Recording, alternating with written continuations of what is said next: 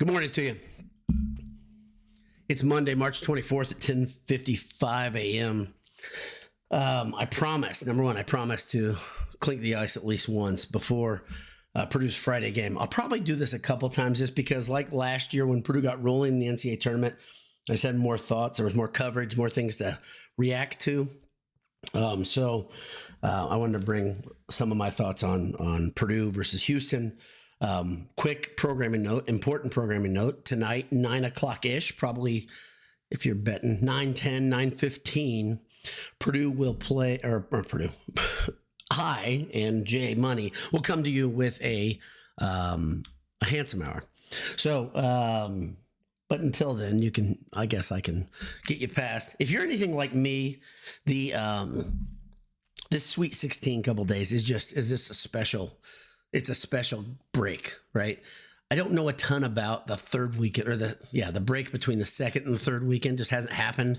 When I say too many times in my life, it's twice, 1980 and last year. I don't remember 1980.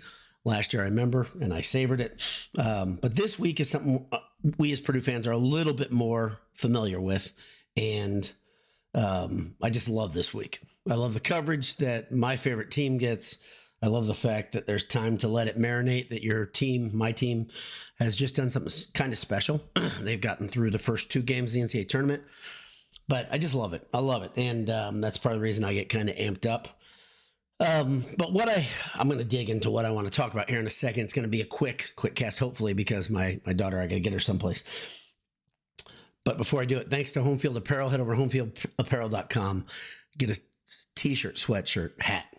Enter Boiled25 at checkout, get 15% off. And also, when you're on campus, just head over to AJ's. It's that easy. Burgers, beef, beer, tremendous service. EatAJ's.com. They're the best. All right. So has Purdue flipped a switch? Has Purdue punched the reset button? Is it that easy? And that's why Purdue has advanced to the second weekend of this tournament. That's the big overarching question that I have for you today. And my answer is no. It's not that easy. You can't just flip a switch. You can't get rid of bad habits and the things that define you that quickly.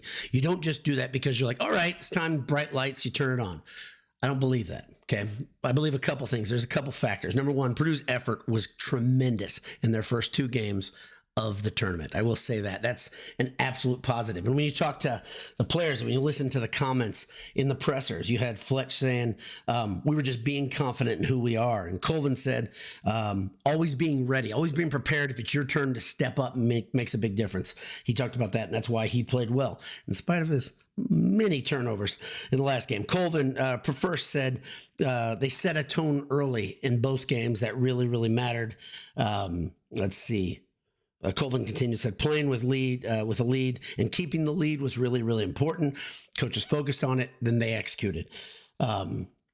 First said knowing who we are, sticking together, staying process-based. It's very important. Process-based basketball is something Matt Painter prides his teams in.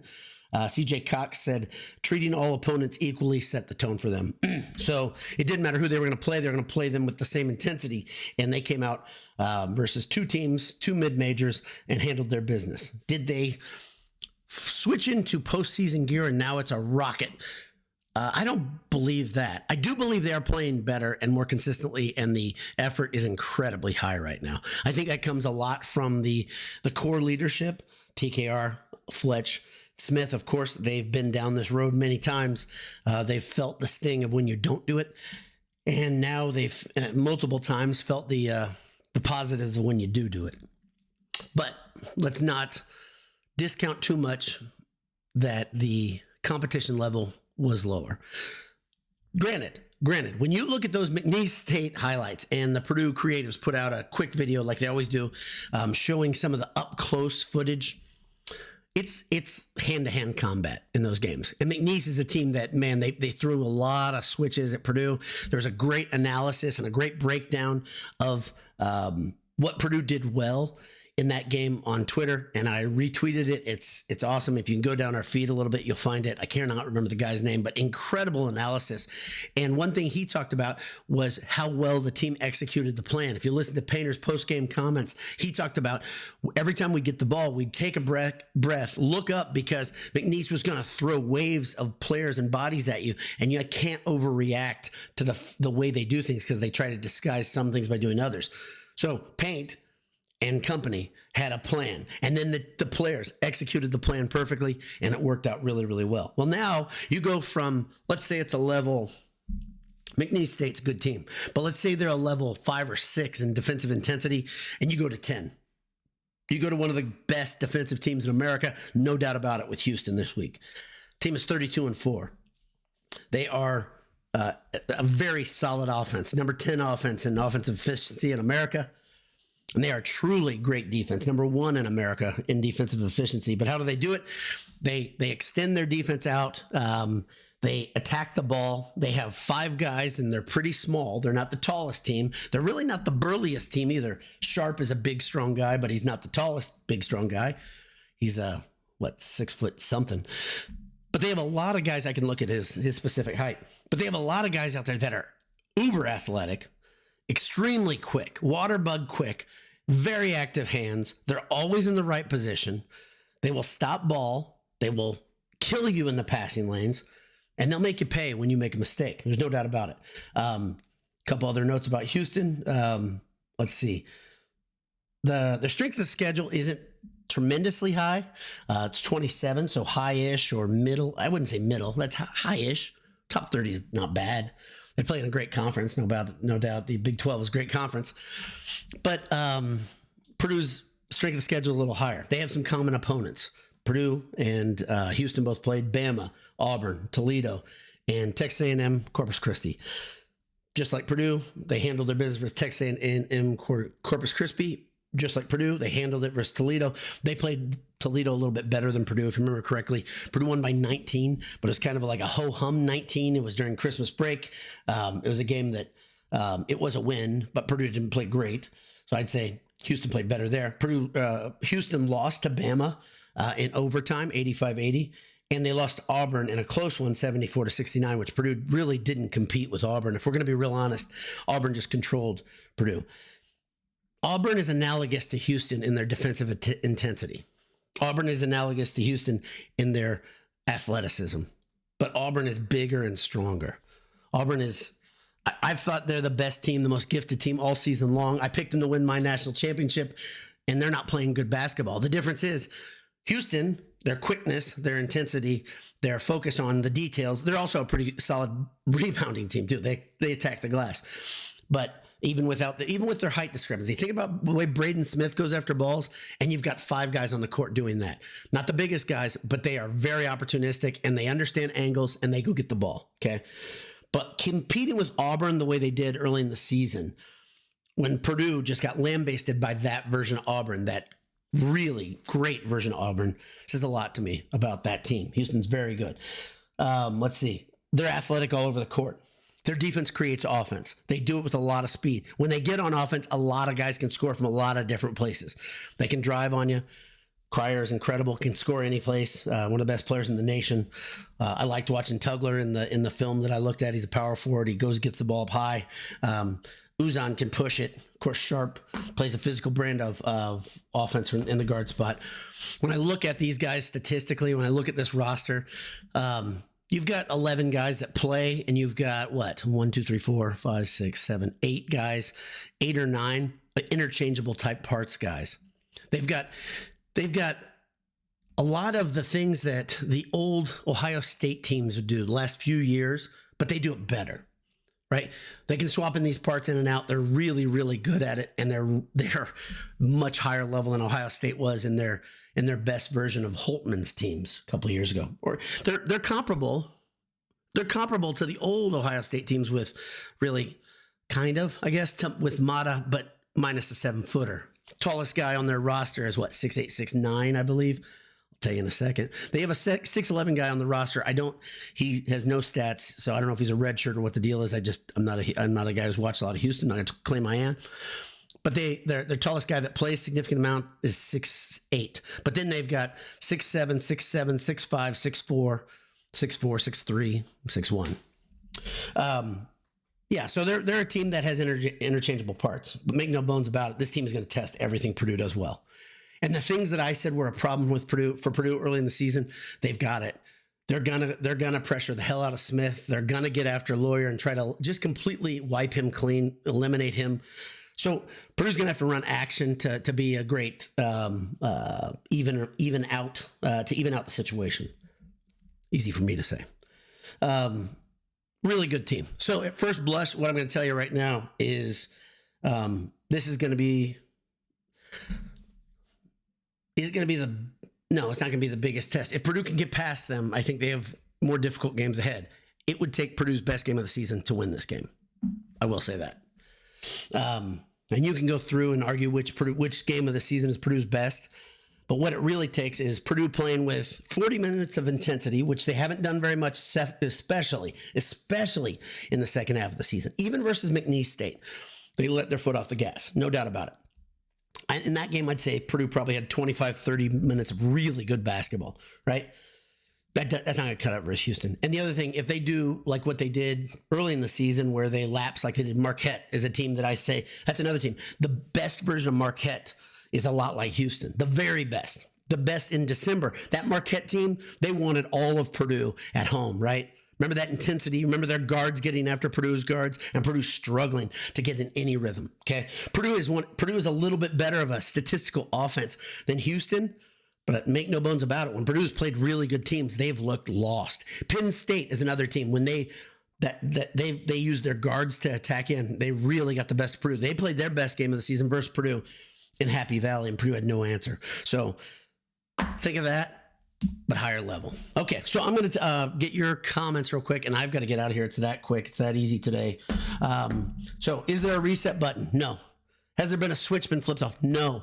I think that's not the case. I think Purdue just has to play better, play more consistency, with more consistency, and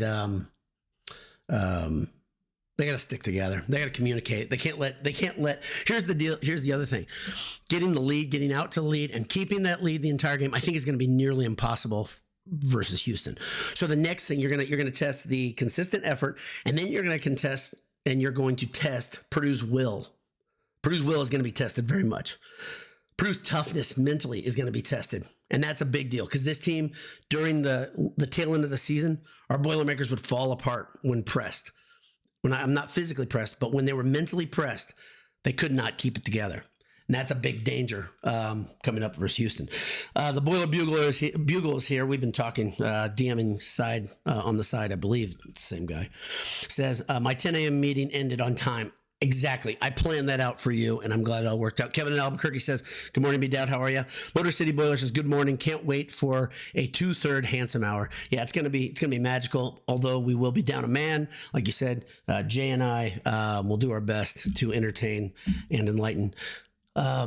Need to be inversed. Andrew says, call me crazy, but after watching Gonzaga take it to the wire with Houston, I think Purdue really has a chance here if they bring it to Indy. And Gonzaga's a kind of an interesting team when you compare to Purdue.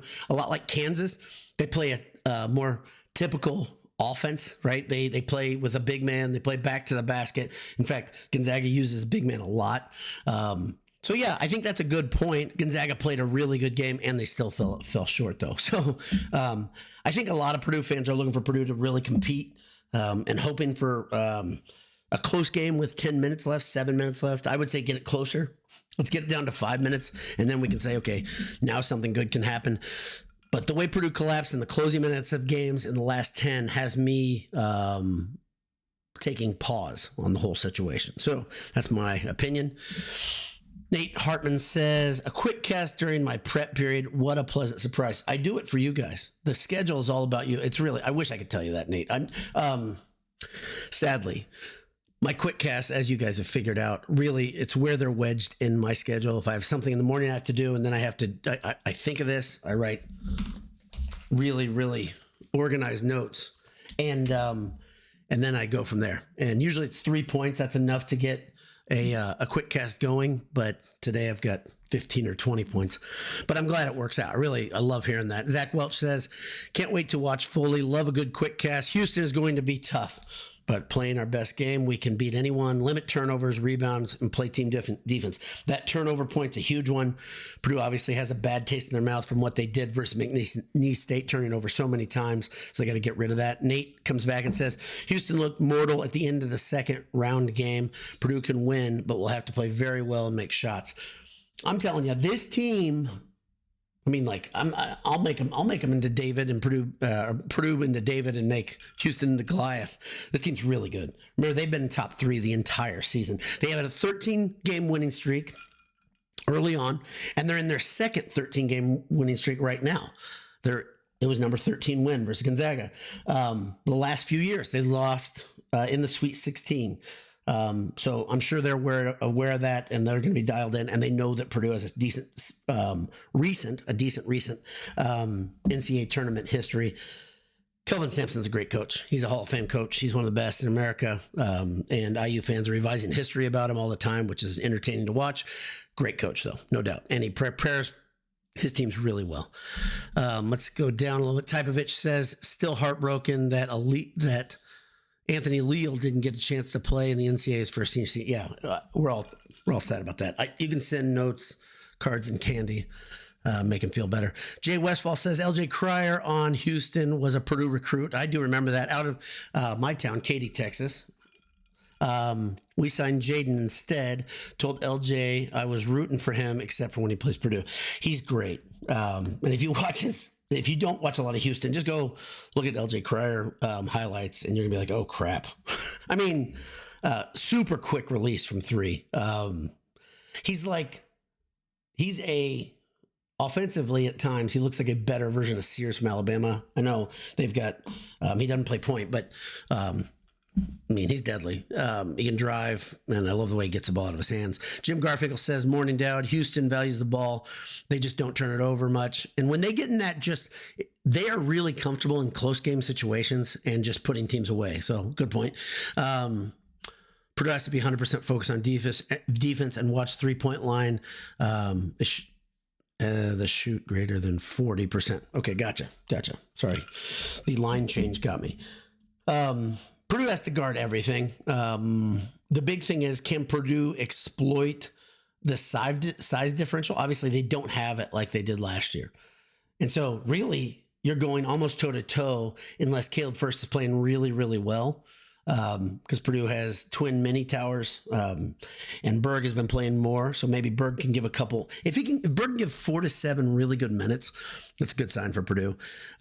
Because if he can come in and clean the glass and take the physicality a little bit to Houston and disrupt, I think that's all you can ask. But that'd be great. That'd be really great. But let's make no bones about it. It's not last year. Gavin McDonald says Ethan Morton ended his career getting a buzzer beater hit on him. It's poetic. Heartbroken. Ethan Morton stopped him. That was a travel. There's no gather step in college basketball. Glad you brought this up. There is no gather. That was 3 steps. If you can count to 3, it's a travel. This isn't even black and white and subjective. That's a travel. Ethan Morton did his job. He stopped him. So Maryland should have had another heartbreaking loss. The winning shot was hit by Colorado State right before. Still dramatic, still good basketball. CBS and the panel don't have to make excuses. That's a travel in college basketball, and there is no gray area. You can tell me I don't know ball, and you're wrong. In this case, if you say I don't know ball, you are incorrect.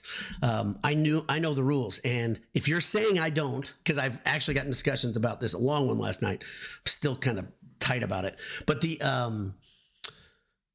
no gather. So, yep, I know. So that's travel. Nemanja Chalison says, would take Hurley as a next Purdue head coach if it meant multiple banners, but it's also Hurley. Would I take him? No, I don't want Hurley. I don't want to have anybody that I have a hard time rooting for and pulling for and have to hold my nose. I don't want that ever. I'd rather not. Am I going to the game? Trying to work it out right now. Actually applied for a media pass. So we'll see what happens. Hopefully I get it. Quack like a duck says, a man just got here and you're wrapping up. We can do this. Just need the youngins to keep stepping up. Yeah, exactly. Those auxiliary players, the 2 freshmen, the 2 sophomores, they're the key. the key to the whole thing. Another key would be seeing Smith watch a couple of shots fall down early, watching him do his thing. But they're going to come at him hard defensively. John Timmons says Houston has lost in the Sweet 16 2 years in a row. Yep, talked about that earlier. Kevin Ferris says, I know it's off topic, but does Smith ever convert the half court lobs, or do they always result? Yes, he's done it twice this year. I think there've been 2 half court lobs. So yes, he's been throwing them further than half court though recently. If you look at him, some of those like 3/4, that's just getting greedy. But I think he sees it develop, and Colvin doesn't always get, because they're lasers too. If you look at how hard those things are coming at the rim, pretty impressive that they can get as close as they can. But yes, they do work sometimes. Gavin McDonald agrees with me about the travel. And $5 Tommy says, good to see Purdue finally playing D1 team in the tournament. Nita Bienverse says, that would be awesome if you get the media pass. Good luck. Yeah, hopefully I will. I'll let you guys know if I do eventually. But tonight, 9 o'clock-ish, if you want more of this goodness, along with my pal, the handsome one, Jay Money, tune in. We'll be live. So that's about it. God bless you. I got something. I got to go. Talk to you soon. Hammer down. We'll see you.